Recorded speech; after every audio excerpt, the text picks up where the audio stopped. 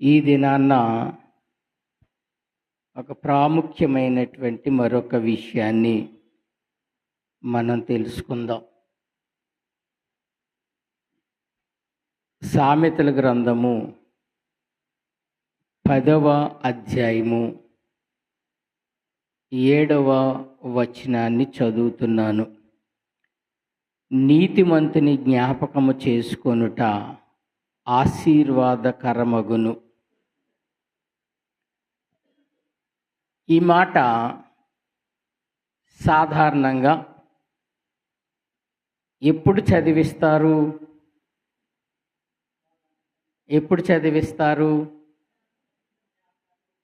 జ్ఞాపకార్థ కూడికలో ఎవరైనా చనిపోయినప్పుడు ఆ చనిపోయినటువంటి ప్రార్థనలో సేవకులైనటువంటి వారు ఈ మాటను చదివిస్తూ, మరణించినటువంటి నీ తండ్రినో నీ తల్లినో జ్ఞాపకము చేసుకొనుట ద్వారా నీకు ఆశీర్వాదము, నీ కుటుంబానికి ఆశీర్వాదము అని ప్రతి సేవకులు కూడా ఈ మాట చదవడం జరుగుతూ ఉంటుంది. దేవుని యొక్క వాక్యాన్ని మన సొంత జ్ఞానంతో, మన సొంత ఆలోచనతో ఎప్పుడు కూడా దేవుని యొక్క వాక్యాన్ని వివరించకూడదు. దేవుని యొక్క ఆత్మ చేత శ్రద్ధ కలిగి ఆ వాక్యాన్ని ధ్యానిస్తూ అర్థం కాకపోతే దేవుని చెంత మోకరిల్లి ప్రార్థించి, సర్వసత్యములోనికి నన్ను నడిపించు ప్రభువా అని ప్రార్థించి, వాస్తవ బోధకుడుగా నన్ను నిలవబెట్టి, ఆ వాస్తవమైనటువంటి నీ బోధ నేను బోధించగలిగినట్లు నీ కృప చూపు అని మనం సేవకులైనటువంటి వారు ప్రార్థించాలి తప్ప, మనకి తోచినటువంటి జ్ఞానంతో వాక్యాన్ని ఎప్పుడు కూడా మాట్లాడడానికి వీల్లేదు. ఎందుకు ఈ మాట నేను సెలవిస్తూ ఉన్నానంటే, సేవకులందరి యొక్క ఉద్దేశము, సంఘం యొక్క అభిప్రాయము ఈ వాక్యాన్ని బట్టి ఎలా ఆలోచిస్తూ ఉన్నారంటే, మరణించినటువంటి మా తండ్రిని, మరణించినటువంటి నా తల్లిని సంవత్సరం అయిన తర్వాత వారిని జ్ఞాపకం చేసుకోవడం ఆశీర్వాదకరం అని సేవకులు బోధించటం ద్వారా మనందరం కూడా మాటను నమ్మి ప్రతి సంవత్సరం ఆ తండ్రి చనిపోయిన సమయం వచ్చినప్పుడు జ్ఞాపకార్థ కూడిక పెడుతూ, చనిపోయిన ఆయన నీతిమంతుడని, ఆ నీతిమంతుణ్ణి జ్ఞాపకం చేసుకొనుట ఆశీర్వాదమని మనం నమ్మి ప్రార్థనలు పెడుతూ ఉంటాం. నేను ప్రార్థన పెట్టడం తప్పు అని నేను చెప్పడం లేదు. నా ఉద్దేశం ఏమిటి అని అంటే, వాక్యం చెప్పుతున్నటువంటి భావం ఏమిటి అని అంటే, చనిపోయిన ఒక వ్యక్తిని నువ్వు జ్ఞాపకం చేసుకుంటే నీకు ఆశీర్వాదం అనేది రాదు. వస్తాదనే భ్రమలో క్రైస్తవులు ఉన్నారు. ఆ ఆశీర్వాదం ఎవరికి వస్తుంది, ఎవరిని జ్ఞాపకం చేసుకుంటే ఆ ఆశీర్వాదం వస్తుంది అన్న విషయాన్ని మీకు తెలియచేయాలన్నదే నా సదుద్దేశము. ఇంతవరకు మనం ఎలా అయితే నమ్మామో అలా కాదు అని ఆ వాక్యాన్ని, వాస్తవ వాక్యాన్ని మీకు తెలియచేయడానికే నేను ప్రయత్నం చేస్తూ ఉన్నాను. ఉదాహరణకి మా నాన్నగారు ఉన్నారనుకోండి. మా నాన్నగారు బాప్తీసం పొందారు. ప్రతి ఆదివారము మందిరానికి వెళ్ళడం జరుగుతూ ఉంది. అలాగే నెలకొకసారి ప్రభువు బల్లలో పాలు పంపులు పొంది ప్రభువారి శరీరాన్ని తిని ప్రభువారి రక్తాన్ని త్రాగుతూ కూడా సినిమాలు చూస్తూ మద్యపానాన్ని సేవిస్తూ ధూమపానాన్ని సేవిస్తూ గడుపుతూ అలా కొన్ని సంవత్సరాలు గడిచిన మార్పు లేకుండా మరణించాడు అనుకోండి. ఇప్పుడు ఆయన నీతిమంతుడా? అలాంటి తండ్రిని గూర్చి ఇప్పుడు నేను సంవత్సరానికి ఒకసారి జ్ఞాపకం చేసుకుని ప్రార్థన పెట్టాను అనుకోండి, ఆశీర్వాదం వస్తుందా?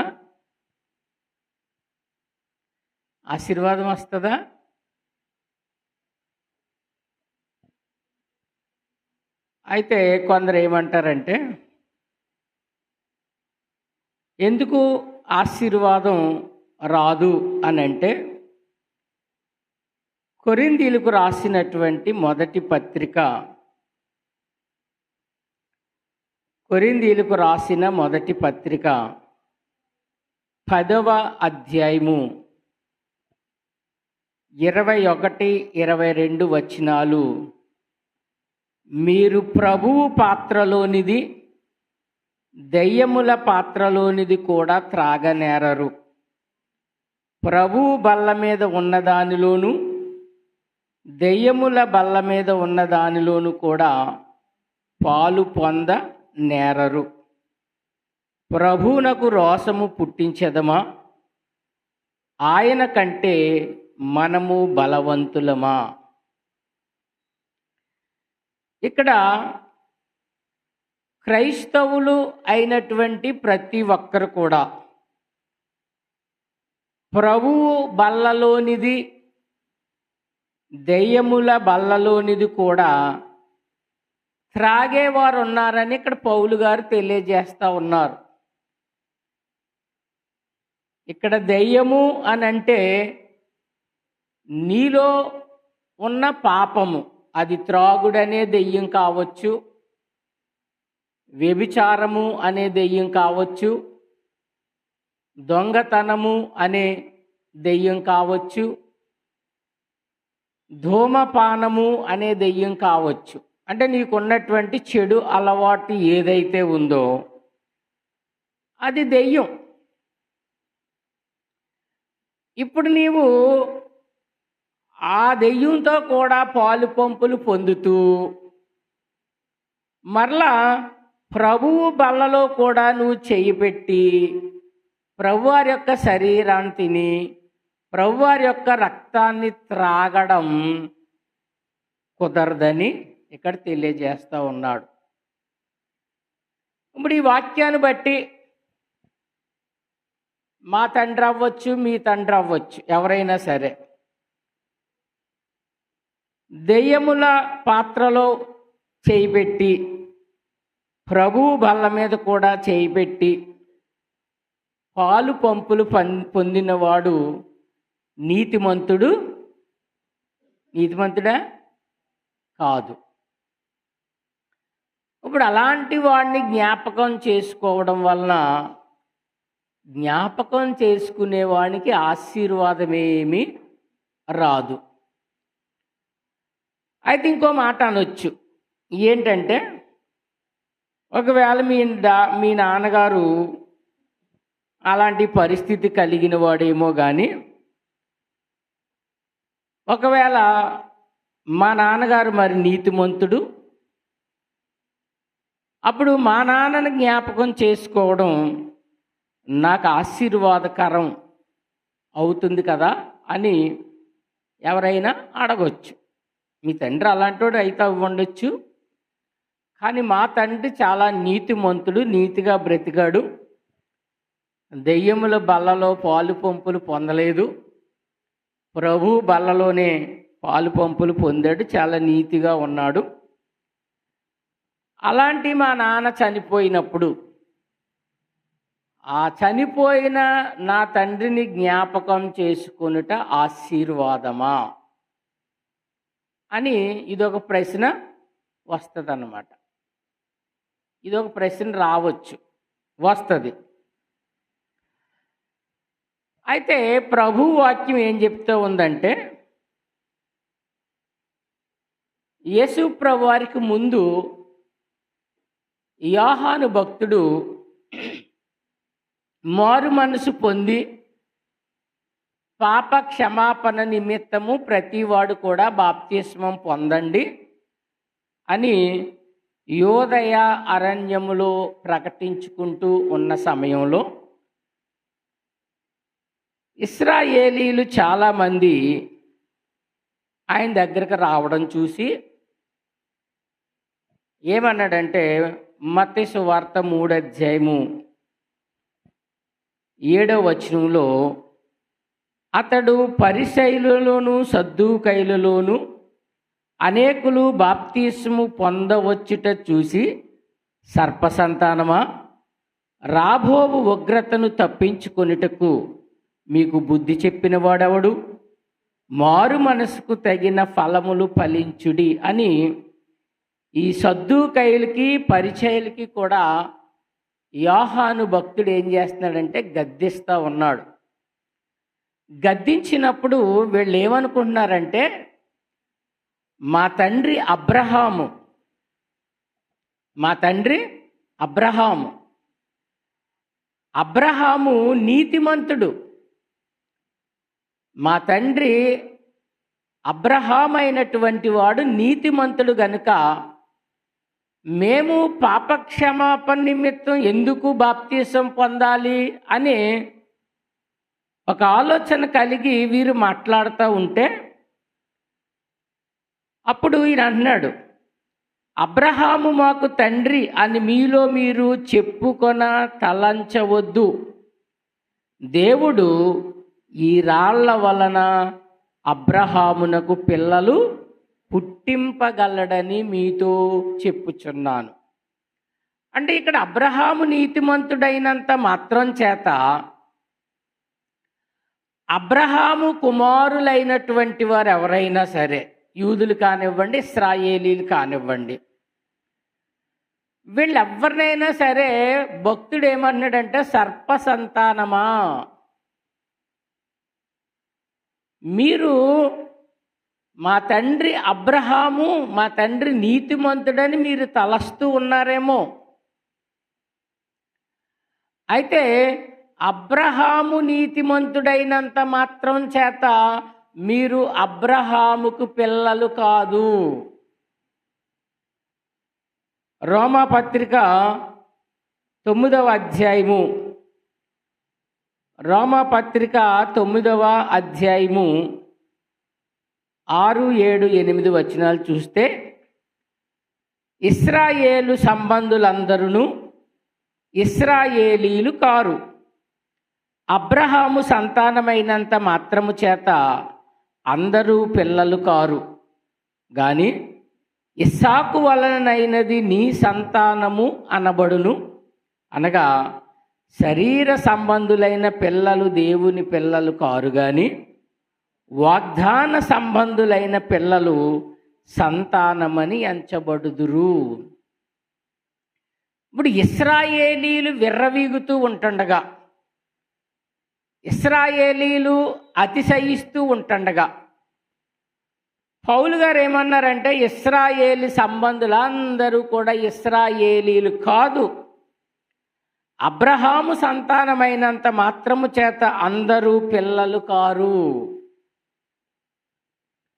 గనుక ఇప్పుడు అబ్రహాము నీతి, నీవు అబ్రహాముని జ్ఞాపకం చేసుకుంటే ఇప్పుడు అబ్రహాము నీతే తమ పిల్లలకు ఆశీర్వాదకరంగా లేదు అని ఈ రెండు సందర్భాలను బట్టి మనకు అర్థమవుతా ఉంది. అప్పుడు మునుపు మనం ఆలోచించిన రీతిగా చనిపోయినటువంటి వారిని జ్ఞాపకం చేసుకొనుట ద్వారా మనకేమైనా ఆశీర్వాదం వస్తుందా, రాదా? ఇక్కడ రాదని చెప్తా ఉన్నాడు. ఎందుకు రాదని చెప్తా ఉన్నాడంటే, యెహెజ్కేలు గ్రంథము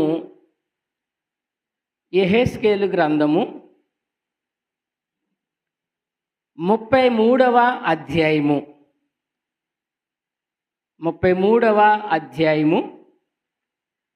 12-13 వచనాలు ఒకసారి మనం జాగ్రత్తగా పరిశీలన చేస్తే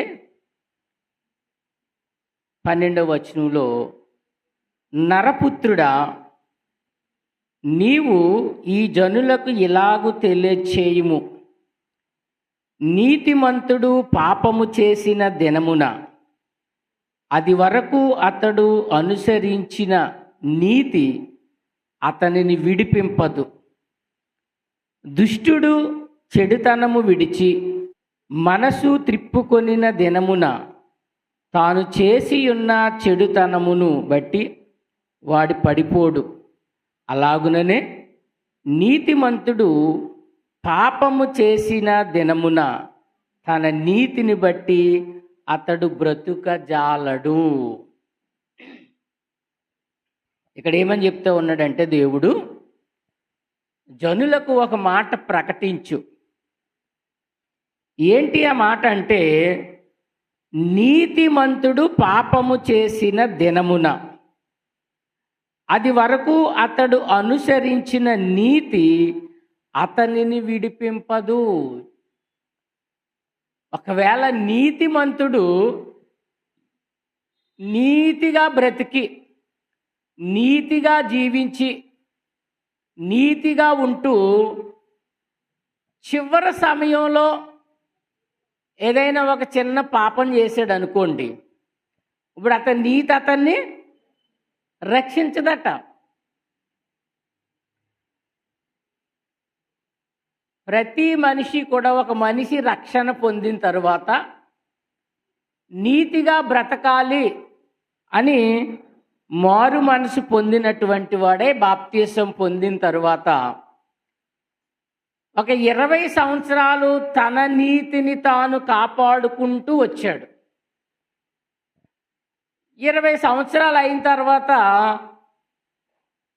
ఆ రాత్రి ఏదో చిన్న పాపం చేశాడు అనుకోండి. 20 సంవత్సరాల తర్వాత ఒక రాత్రి చిన్న పాపం చేశాడు, ఉదయం మరణించాడు. మరణిస్తే దేవుడు ఏమన్నాడంటే, ఇంతకాలం చేసిన నీతంతా ఆ ఒక్క పాపంతో ఈ నీతంతా కొట్టివేయబడింది. అప్పటి వరకు కాపాడుకున్నాడు, 20 సంవత్సరాలు కాపాడుకున్నాడు. ఏదో చిన్న బలహీనతతో చిన్న పాపం చేశాడు, ఉదయం మరణించాడు. మరణిస్తే ఈ 20 సంవత్సరాల నీతి ఆ ఒక్క పాపం ఏం చేస్తుందంటే, ఆ నీతిని జ్ఞాపకం చేసుకోకుండా ఆ పాపము దేవునికి ఇతనికి అడ్డుగా నిలబడుతుంది. అప్పుడు నా నీతి నేనే రక్షించుకోలేకపోతే, నా నీతి ద్వారా నేను రక్షించబడకపోతే నేను చనిపోయిన తర్వాత నా కొడుకులు కానీ నా భార్య కానీ నన్ను జ్ఞాపకం చేసుకుంటే నా నీతి నాకే ఉపయోగం లేనప్పుడు మీకెలా ఆ నీతి ఆశీర్వాదకరంగా మారుతుంది? ఆలోచించాలి ఈ విషయాలన్నీ కూడా. దుష్టుడు చెడుతనము విడచి మనసు త్రిప్పుకొని దినమున తాను చేసియున్న చెడుతనమును బట్టి వాడు పడిపోడు. అలాగుననే నీతిమంతుడు పాపము చేసిన దినమున తన నీతిని బట్టి అతడు బ్రతుకజాలడు. అతనికే రక్షణ లేదు. ఒకవేళ ఒక దుర్మార్గుడు ఉన్నాడు, ఒక దుష్టుడు ఉన్నాడు. వీడు 20 సంవత్సరాలు లోకంలో బ్రతికాడు, తన ఇష్టానుసారంగా జీవించాడు. జీవించి అతి కొద్ది సమయంలో ఏమైందంటే ఇతడు మనసు మార్చుకున్నాడు. ఎంతకాలం ఇలా బ్రతుకుతాం, ఎంతకాలం మనం ఇలా జీవిస్తాం, ఇప్పటికైనా మనం మంచివాడిగా మారాలి, దేవుని బిడ్డగా నేను మారాలి అని అనుకుని సంపూర్ణంగా మనసు మార్చుకుని నీతిగా బ్రతికి దేవుని దగ్గర పాప క్షమాపణ పొంది ఇవన్నీ జరిగిన ఒక 5 రోజుల తర్వాత చనిపోడు అనుకోండి. ఇప్పుడు ఇతని పాపాలన్నీ కొట్టివేయబడ్డాయట. అంటే ఇక్కడ నువ్వు మరణించే దినానికి నువ్వు నీతిగా ఉండాలి. ఆ నీతి నిన్ను రక్షిస్తుంది, కానీ నీ కుమారునైనను నీ కుమార్తెనైనను రక్షించదు. యెహెజ్కేలు గ్రంథము 14:20. నోవహును, దానియేలును, యోబును ఈ ముగ్గురు దానిలో ఉన్నను నా జీవము తోడు వారు తమ నీతి చేత తమ్మును మాత్రమే రక్షించుకొందురు గాని కుమారునినైనను కుమార్తెనైనను రక్షింపజాలరు. ఇప్పుడు ఒక భయంకరమైనటువంటి స్థలంలో, అంటే దేవుని ఉగ్రత ఉన్నటువంటి ప్రాంతంలో వీళ్ళ ముగ్గురు ఉన్నారనుకోండి. దేవుని ఉగ్రత వచ్చింది అనుకోండి, అది కరువు రూపంలోనో, లేకపోతే ఖడ్గం రూపంలోనో, లేకపోతే వ్యాధి రూపంలోనో, ఏ రూపంలో అది దేవుని ఉగ్రత మనుషుల మీదకి వచ్చింది అనుకోండి. ఆ మనుషుల మీదకి వచ్చుతున్నటువంటి ఆ ప్రాంతంలో ఒకవేళ వీళ్ళ ముగ్గురు గనక ఉంటే, ఎవరు? నోవహు, దానియేలు, యోబు అనే ఈ ముగ్గురు అలాంటి పరిస్థితిలో గనక ఉంటే దేవుడు ఏమన్నాడంటే, నా జీవము తోడు ప్రమాణం చేస్తున్నాడు, వారు తమ నీతి చేత తమ్ముని మాత్రమే రక్షించుకొందురు. ఇక్కడ ఆశీర్వాదం ఏమిటంటే రక్షింపబడ్డం, దేవుని ఉగ్రత నుండి రక్షించబడడం ఆశీర్వాదం.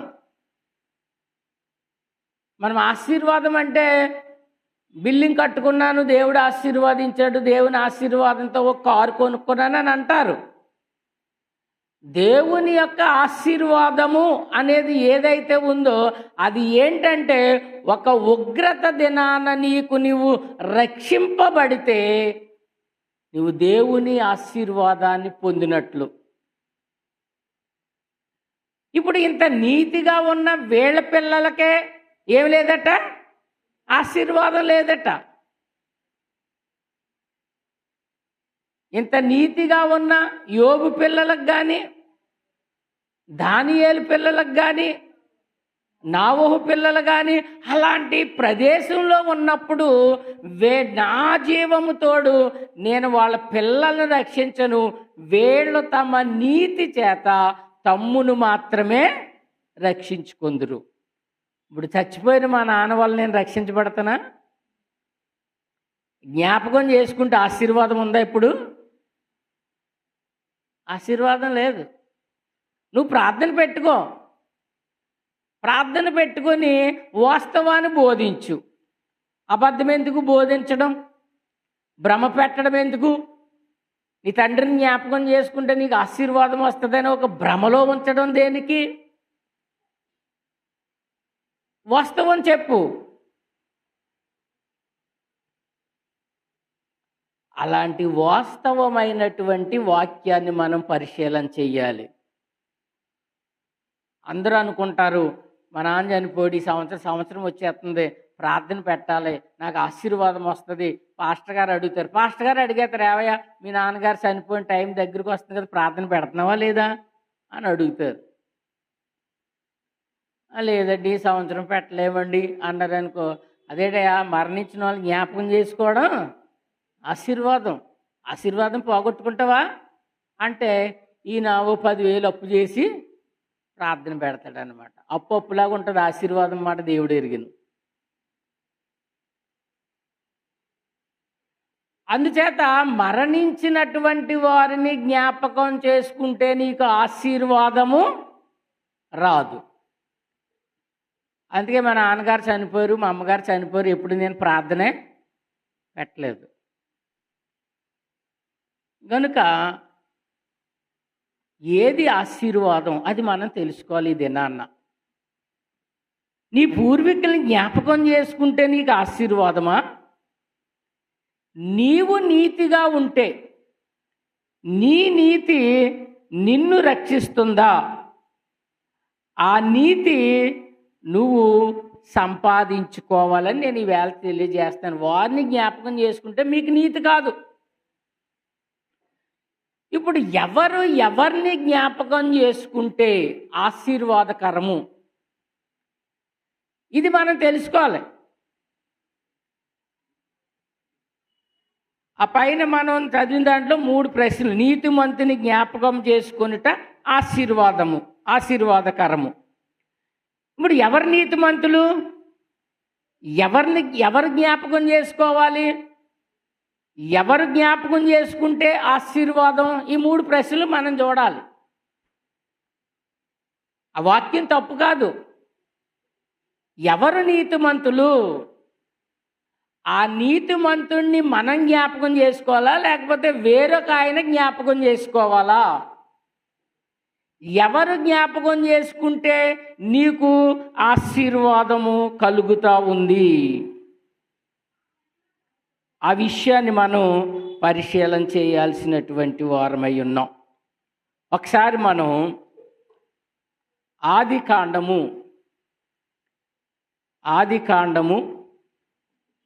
8వ అధ్యాయము 1వ వచనాన్ని చదువుతున్నాను.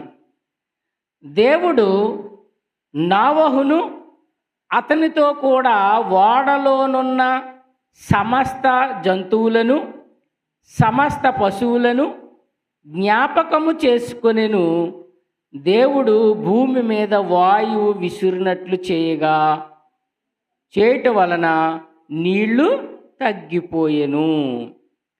ఇక్కడ నోవహుని జ్ఞాపకం చేసుకున్నాడట. ఎవరు? దేవుడు జ్ఞాపకం చేసుకున్నాడట నోవహుని. ఎందుకు జ్ఞాపకం చేసుకున్నాడంటే 7వ అధ్యాయము 1వ వచనంలో యెహోవా ఈ తరములో నీవు నా ఎదుట నీతిమంతుడవైయుండుట చూచితిని గనుక నీవును నీ ఇంటి వారును ఓడలో ప్రవేశించుడి. ఇక్కడ ఎందుకు జ్ఞాపకం చేసుకున్నాడు అని అంటే, అప్పటికి భూమంతా కూడా పాపముతో నిండినటువంటి పరిస్థితిలో ఉంది. విచ్చలవిడి కలిగినటువంటి పాపములో ఉంది. ఎవరి ఇష్టానుసారంగా వారు దేవునిని మర్చిపోయి పాపములో సంతోషముందని వాళ్ళు విచ్చలవిడిగా పాపం చేస్తూ ఇల్లు కట్టుకుంటూ పెళ్ళిళ్ళు చేసుకుంటూ ఇలా అనేక రకాలైనటువంటి దేవునికి వ్యతిరేకమైనటువంటి అనేక కార్యాలు జరిగిస్తున్నటువంటి కాలము. భూమి అంతా చెడిపోయిందటండి. భూమి మీద ఉన్న ప్రజలందరూ దేవుణ్ణి మర్చిపోయి ఒక భయంకరమైనటువంటి పాపంలో వారు ఉన్న కారణంగా దేవుని ఉగ్రత వచ్చింది, దేవునికి కోపం వచ్చింది. దేవుడు వీళ్ళందరినీ నాశనం చెయ్యాలి అని అనుకున్నాడు.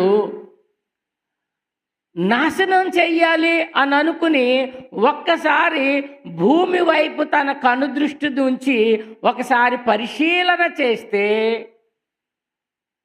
ఒక్క కుటుంబము నీతిగా కనబడుతుందట.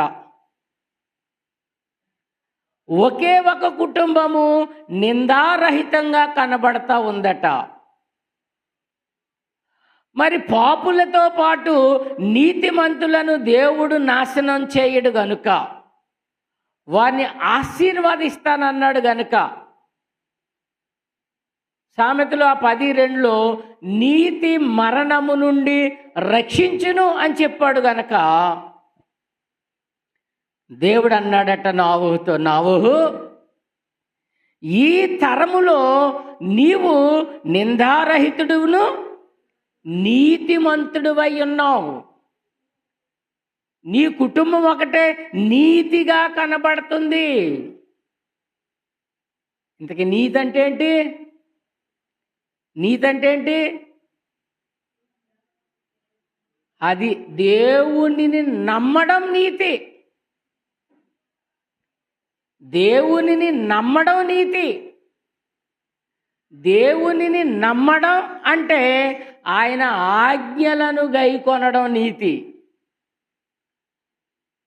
నమ్మడం అంటే ఎలా తెలుస్తుంది? నువ్వు నమ్మడం అంటే నువ్వు యెహోవాను నమ్ముతున్నావు అంటే ఎలా అది తెలియబడుతుందంటే ఆయన ఆజ్ఞానుసారంగా నువ్వు భూమి మీద బ్రతికితే, ఇదిగో నా ఆజ్ఞల ప్రకారంగా భూమి మీద బ్రతుకుతున్నావు గనక నీవు నీతిమంతుడివి.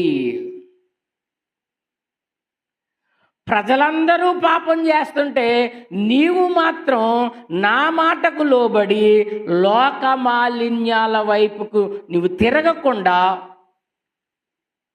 శరీర మాలిన్యాలన్నీ కూడా విసర్జించి నీ కుటుంబాన్ని నీతిగా నువ్వు పెంచుకుంటా ఉన్నావు, నీతిగా నడిపించావు గనక నిన్ను నేను జ్ఞాపకం చేసుకుంటున్నాను.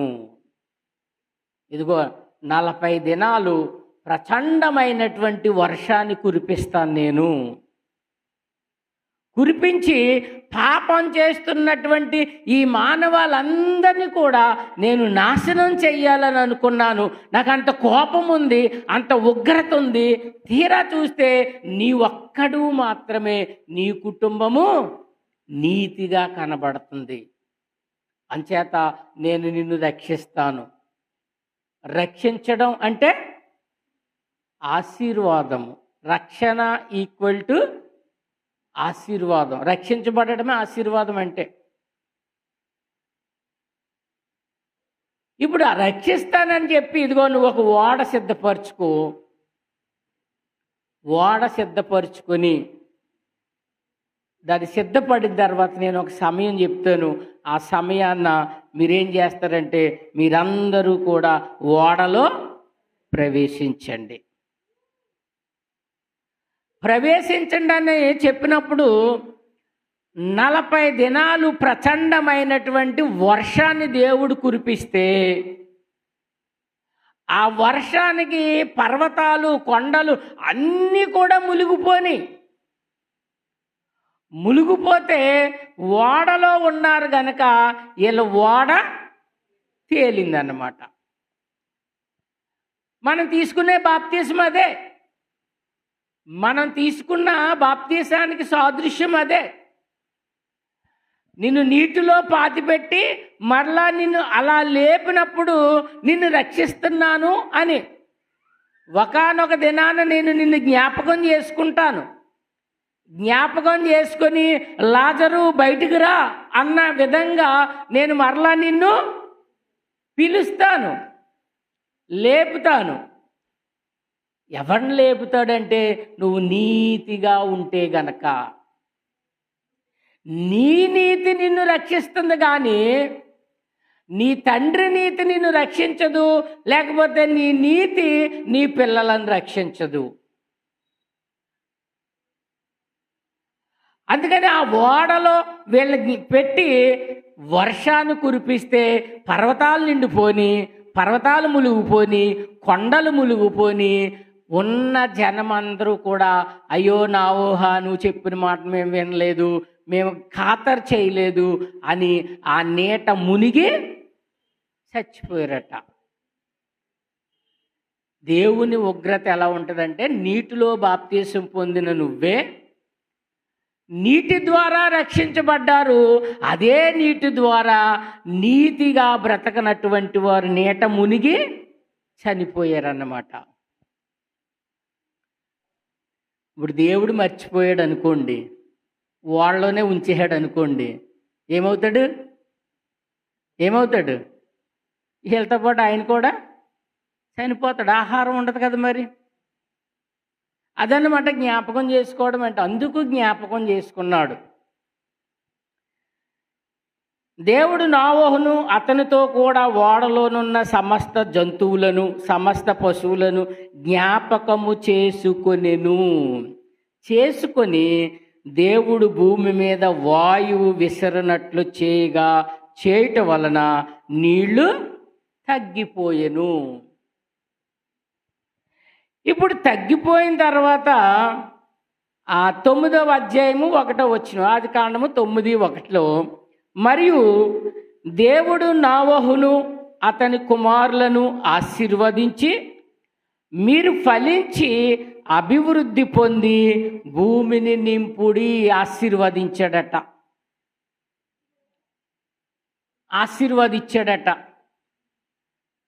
అంతకుముందు ఎవరిని ఆశీర్వదించాడు?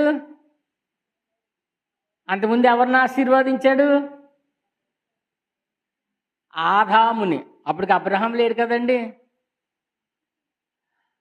ఆదాముని నువ్వు భూమిని నింపి ఫలించి అభివృద్ధి పొంది మీరు భూమిని నింపండి. ఈ ఆశీర్వాదం ఎవరికి ఇచ్చాడంటే ఆదాముకి ఇచ్చాడు. ఇప్పుడు ఆదాము నీతి తప్పాడు. నీతి తప్పడం చేత మళ్ళా అవకాశం ఎవరికి వచ్చిందంటే నోవహు కాలంలో వచ్చింది.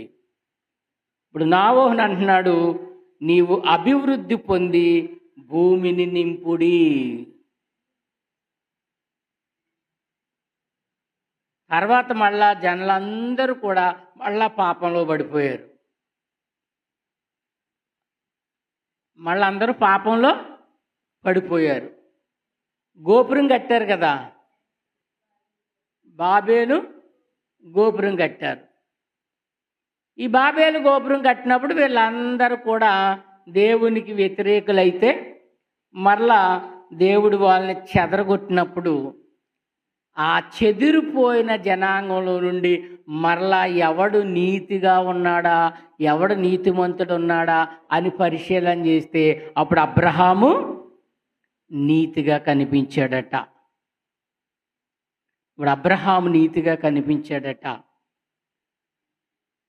అందుకని అబ్రహాము నీతి తన పిల్లలను రక్షించదు, కానీ అబ్రహాము ఎలాగైతే నీతిమంతుడై ఉన్నాడో అలాగే వారి పిల్లలు కూడా నీతిమంతులైతేనే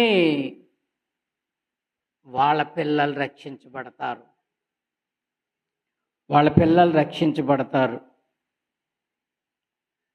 కనుక నీతి ఎవరిని రక్షిస్తూ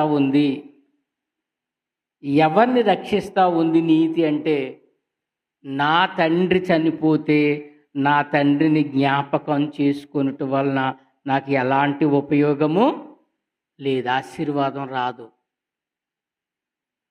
వస్తుందని మనం అనుకుంటున్నామేమో, అలా భ్రమపరుస్తూ ఉన్నారు. అలాంటి భ్రమలో మనం జీవిస్తూ ఉన్నాము. ప్రార్థన పెట్టండి, కాదని అనడం లేదు. అయితే ఆ ప్రార్థనలో నువ్వు నేర్చుకోవాల్సింది ఏమిటంటే, ఒకవేళ నీ తండ్రి నీతిమంతుడైతే నా తండ్రిలాగే నేను కూడా నీతిమంతుడినై బ్రతికి ఆయన దగ్గరకు వెళ్ళాలి. అందుకు నీతిగా బ్రతకడం కొరకు, ఆ మాటలు తెలుసుకోవడం కొరకు నువ్వు ప్రార్థన పెట్టు. ఒకవేళ నీ తండ్రి దుర్మార్గుడైతే ఈ దుర్మార్గుడు అగ్నిగుండంలోకి వెళ్తాడు గనుక ఆయనకులా కాకుండా నేను నిత్యత్వంలోనికి వెళ్ళేలా నేను బ్రతకాలి, ఆ మాటలు నేను తెలుసుకోవాలని ప్రార్థన పెట్టుకో. ఆశీర్వాదం వస్తుందని ప్రార్థన పెట్టక ఆశీర్వాదం రాదు. నువ్వు అప్పు అవుతావు తప్ప నీకు ఎలాంటి ఆశీర్వాదం ఉండదన్నమాట. అందుకని ప్రతి మనిషి కూడా ఆలోచన చేయాల్సింది ఏమిటంటే,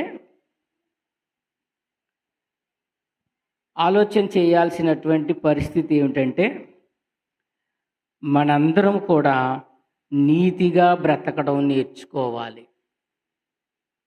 నీతిగా బ్రతకడం, నీకు నువ్వే నీతిగా బ్రతకడం,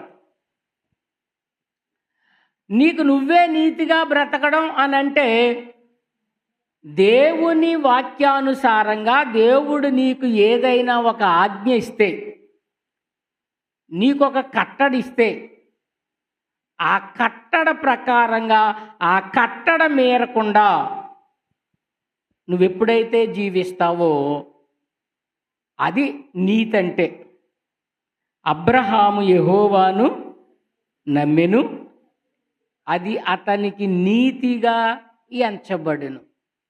నువ్వేమి నమ్మి వస్తున్నావు? ఏమి నమ్మి దేవుని దగ్గరకు వస్తున్నావు? దేని కొరకు మనం దేవుని దగ్గరకు వస్తున్నాం?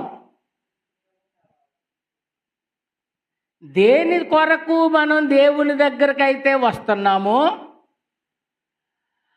ఆ నిత్య జీవం ఆయన ఆజ్ఞల్లో ఉందట, ఆయన కట్టల్లో ఉందట, ఆయన యందు విశ్వాసంలో ఉందట. ఇప్పుడు ఆయన కట్టలు నీకు తెలియాలి, ఆయన ఆజ్ఞలు నీకు తెలియాలి. అవి ప్రతి ఆదివారము దేవుని సన్నిధిలో నీకు వినబడతా ఉన్నాయి.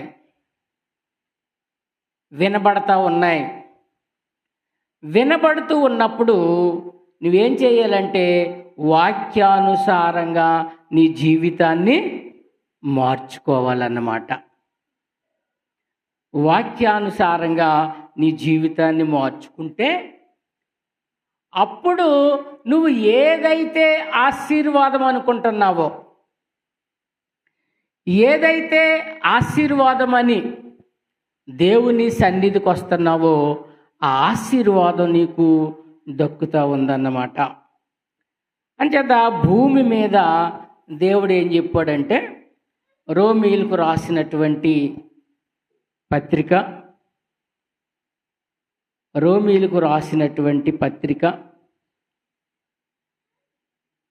3వ వచనం నుండి మనం చదువుదాం.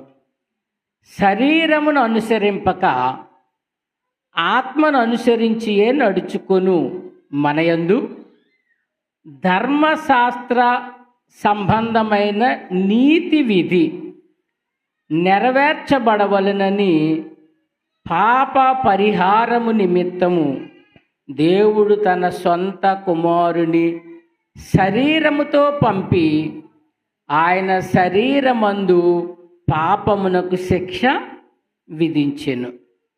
ఇప్పుడు ధర్మశాస్త్రపు నీతి విధి,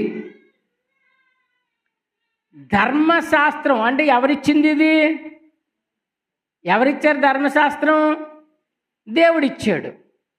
ఇప్పుడు దేవుడిచ్చిన ధర్మశాస్త్ర ప్రకారంగా ఆ ధర్మశాస్త్ర సంబంధమైన నీతి ఏదైతే ఉందో ఆ నీతిని ఎలా నెరవేర్చాలో దేవుడు తన కుమారుని భూమి మీదకి పంపించాడనమాట. పంపించినప్పుడు ఆయన 33.5 సంవత్సరాలు ఈ భూమి మీద బ్రతికాడు. బ్రతికినప్పుడు ఈ 33.5 సంవత్సరాల జీవితాన్ని నీకు సాక్ష్యంగా పెట్టాడు. ఇదిగో ఈ ధర్మశాస్త్రపు నీతిని ఈ విధంగా నువ్వు నెరవేర్చగలిగితే తీసేశాను, నీ పాపానికి పరిహారం చెల్లించాను.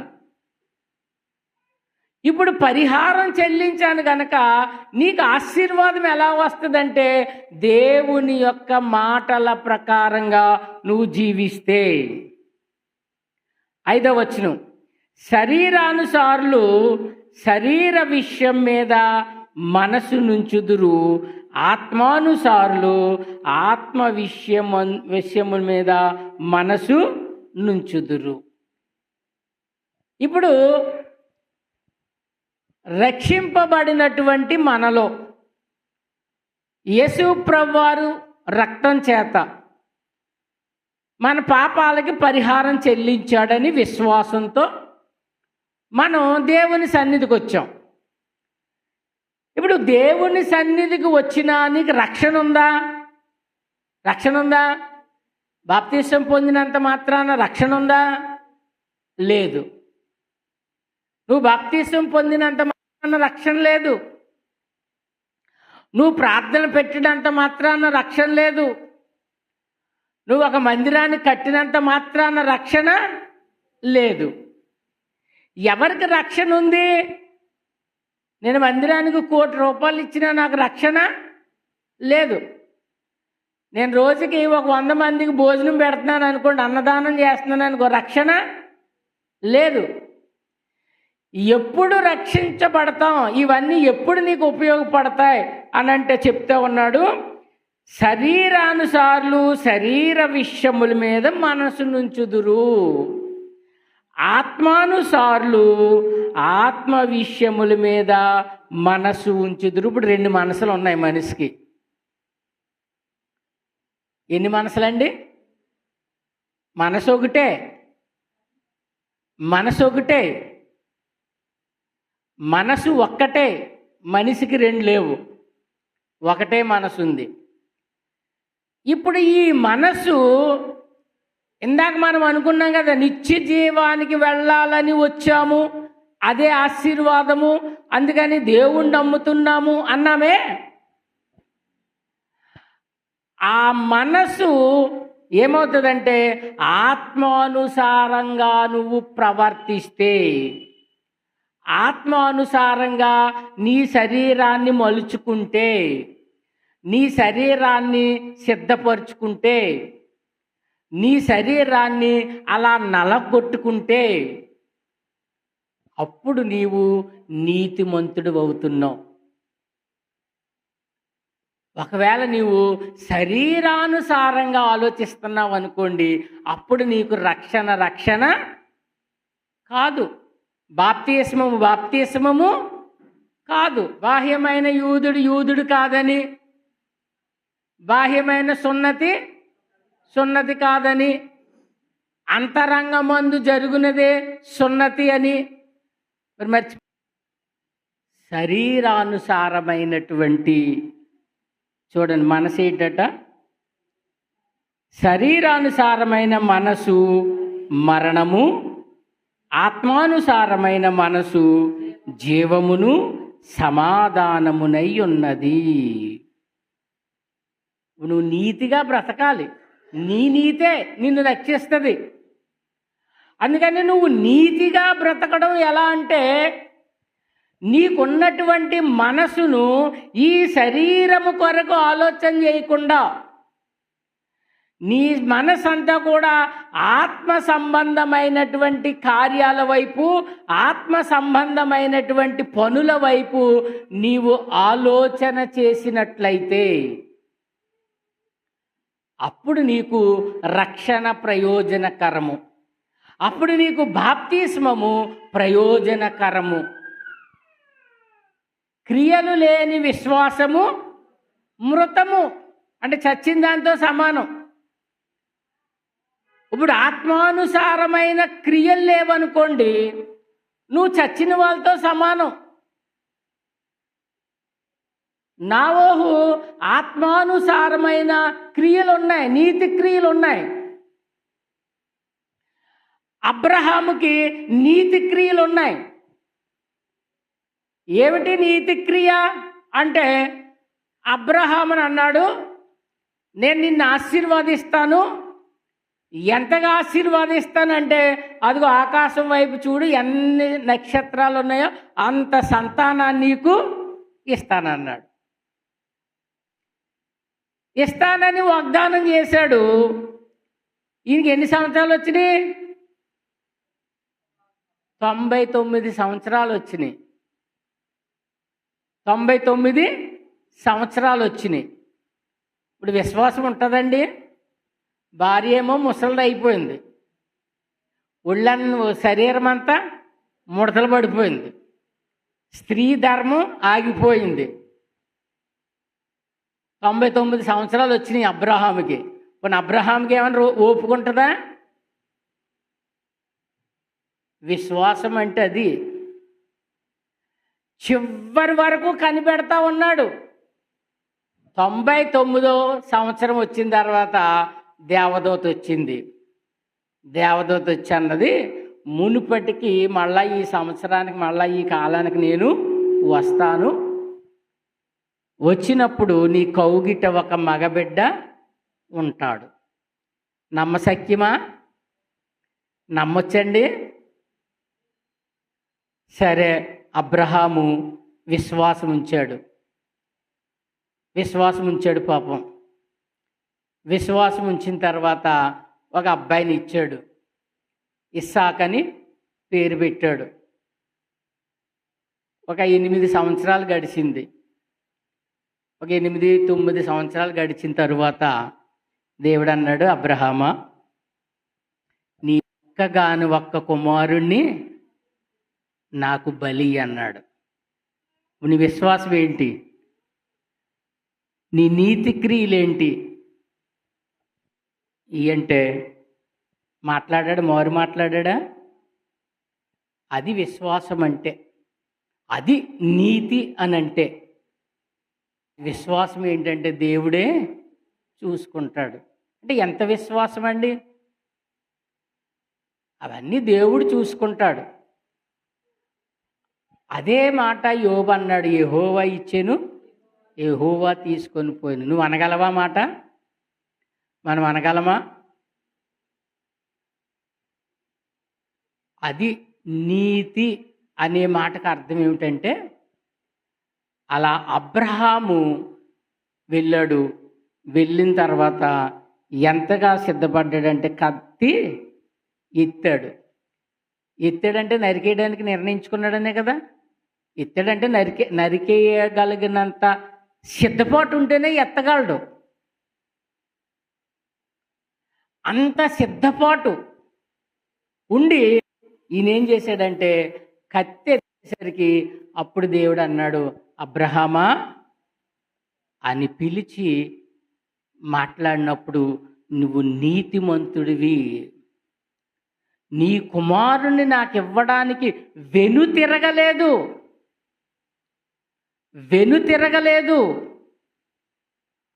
నీ నీతి క్రియ అంత గొప్పది అన్నాడు. కనుక అబ్రహాముని విశ్వాసులకు తండ్రి అని అన్నాడు అనమాట. ఇప్పుడు అబ్రహాము లాంటి విశ్వాసం నీకుంటే తప్ప, ముందు చదివాం కదా రోమపత్రికలో, అబ్రహాము సంతానమైనంత మాత్రము చేత అందరూ పిల్లలు కారు.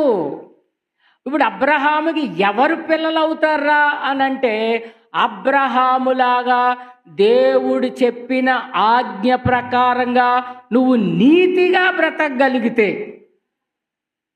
అప్పుడు నీ నీతి నిన్ను మరణము నుండి రక్షిస్తూ ఉంది. అలా రక్షించబడటం ఆశీర్వాదం. చూడండి 6వ వచనం. ఆత్మానుసారమైన మనసు జీవమును సమాధానమునై ఉన్నది, ఎలయనగా శరీరానుసారమైన మనసు దేవునికి విరోధమై ఉన్నది. ప్రతి విషయంలో కూడా మన శరీరం దేనికి భయపడుతుంది, ఎవరి మాట వింటుంది, ఎవరికి లోబడుతున్నాం, ఆ శరీరానుసారంగా మన మనసు ఆలోచిస్తూ ఉందా? శరీరానుసారంగా ఆలోచిస్తే ఈ భయాలన్నీ కూడా నీ చుట్టూ ఉంటాయన్నమాట. భయపడుట వలన ఉరి వచ్చును అని ఉంది. నువ్వు దేనికైతే భయపడుతున్నావో దానికి నువ్వు భయపడుతున్నావు కనుక అది నేను భయపెట్టి ఏం చేస్తుందంటే నీ శరీరాన్ని లోపరుచుకుంటుంది. నీ శరీరాన్ని లోపరుచుకోవడం వలన మీరేం చేస్తున్నారంటే మీ శరీరము దేవునికి విరోధమై ఉన్నది. విరోధి అయిపోతున్నావట. మనసు చూసారా, నీ మనసు శరీరానుసారంగా ఆలోచిస్తుంటే నువ్వు దేవునికి విరోధి అయిపోతున్నావు. ఇప్పుడు దేవునికి విరోధమైనటువంటి నీవు ఎన్ని ప్రార్థనలు చేసినా, ఎన్ని ఉపవాస ప్రార్థనలు చేసినా, లేకపోతే ఎన్ని కానుకలు ఇచ్చినా, ఏం చేసినా నువ్వు నీతిని అనుసరించడం లేదు. భూమి ఆకాశాలను శాసించగలిగినటువంటి దేవుని కుమారుడైనటువంటి మనం దేనికి భయపడతా ఉన్నామంటే శరీరానికి భయపడతా ఉన్నాం. అందుకని ఏమన్నాడంటే శరీరానుసారమైన మనసు దేవునికి విరోధమై ఉన్నది, అది దేవుని ధర్మశాస్త్రమునకు లోబడదు, ఏమాత్రమును లోబడనేరదు. కాగా శరీర స్వభావము గలవాడు దేవునిని సంతోషపరచలేడు. ఇప్పుడు నీ వల్ల దేవునికి సంతోషం లేదట. ఎందుకు? సర్వశక్తి కలిగిన దేవునికి భయపడకుండా మనుషులు కల్పించినటువంటి ఆ పద్ధతులకు భయపడుతూ బ్రతికితే, ఆ పద్ధతులను అనుసరిస్తూ ఉంటే నీవు శరీరానుసారంగా బ్రతుకుతున్నావు. నీ మనసు శరీరాన్ని ప్రేమిస్తూ ఉంది గనుక ఇంకా ఏం చెప్తూ ఉన్నాడంటే దేవుని ఆత్మ మీలో నివసించుచున్న ఎడల మీరు ఆత్మ స్వభావము గలవారే గాని శరీర స్వభావము గలవారు కారు. ఎవడైనను క్రీస్తు ఆత్మ లేనివాడైతే వాడాయన వాడు కాడు. క్రీస్తు మీలోనున్న ఎడల మీ శరీరము పాప విషయమై మృతమై ఉన్నది. ఇప్పుడు మీ శరీరం ఎందులో చచ్చిపోవాలట? బాప్తిస్మంలో పాతి పెట్టబడ్డామే, చచ్చిపోయామే. ఇప్పుడు ఆ బాప్తిస్మంలో చచ్చిపోవడం అంటే ఏటట?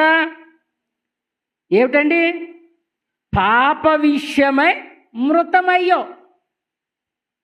అంటే దేవునికి భయపడకుండా అంతకుముందు నువ్వు దేనికి భయపడి ఏవేవి కార్యాలు అయితే చేసావో వాటన్నిటినీ కూడా నువ్వేం చేసావంటే ఆ నీటిలో ములగగానే వాటన్నిటినీ చంపేశావు. చంపి ఇప్పుడు నువ్వు ఆత్మ స్వభావంతో పైకి లేపబడ్డావు. అందుకని క్రీస్తు ఆత్మ లేని వాడైతే వాడు ఆయన వాడు కాదు. కాగా క్రీస్తు మీలోనున్న ఎడల మీ శరీరము పాప విషయమై మృతమైనది కానీ మీ ఆత్మ నీతి విషయమై జీవము కలిగెను. ఇప్పుడు దేవుని మాట ఏంటంటే నువ్వు బాప్తిస్మంలో చచ్చినప్పుడు శరీరానుసారంగా శరీర క్రియలన్నీ మృతమైపోయినాయి. మళ్ళీ ఎలా లేచో? ఆత్మ విషయమై జీవము కలిగి బ్రతుకో. ఇప్పుడు నువ్వు ఆత్మ విషయమై జీవించడానికి లేచావు. ఇప్పుడు నీలో ఆత్మ ఉంది, శరీరం ఉంది, రెండు ఉన్నాయి. ఇప్పుడు నువ్వు బాప్తీసం పొందిన తర్వాత శరీరాన్నే ప్రేమిస్తే నువ్వు దేవునికి విరోధిగానే ఉన్నావు. అప్పుడు నువ్వు బాప్తీసం పొందకపోయినా ఒకటే, పొందినా ఒకటే.